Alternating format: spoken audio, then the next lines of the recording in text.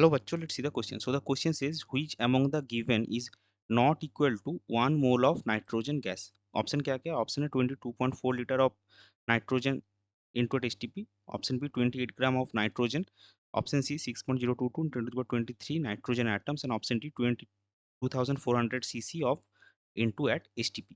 तो चलिए सबसे पहले देखते हैं इस क्वेश्चन का की कॉन्सेप्ट क्या है. तो इस क्वेश्चन का की कॉन्सेप्ट होगा मोल कॉन्सेप्ट, और हमको जो ऑप्शन है इसमें से देखना है कि कौन सा ऑप्शन एक मोल ऑफ नाइट्रोजन को डिफाइन नहीं करता. सो अगर हम सबसे पहले वॉल्यूम को बात करें, so volume of 1 mole of nitrogen at HTP is equal to आपका होता है 22.4 लीटर. ये हमको पता है कि कोई भी 1 मोल ऑफ किसी सब्सटेंस का वॉल्यूम HTP में 22.4 लीटर है, तो ए का आपका सही होगा. वो 22.4 लीटर मतलब क्या? इसको आप 1000 से मल्टीप्लाई कीजिए तभी आप इसको ml में कन्वर्ट कर सकेंगे. That is 22,400 ml. और हमको पता है एक ml इज इक्वल टू एक cc.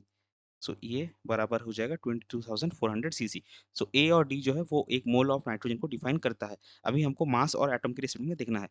तो मोलर मास ऑफ नाइट्रोजन क्या होगा? Molar mass of nitrogen. Molar mass क्या होता है? एक मोल सब्सटेंस का मास.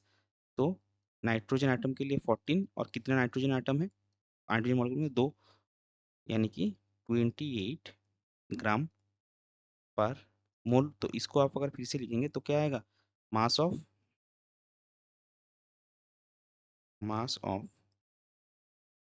1 mole of nitrogen is equal to 28 gram. So 28 gram nitrogen एक मोल नाइट्रोजन को डिफाइन करता है.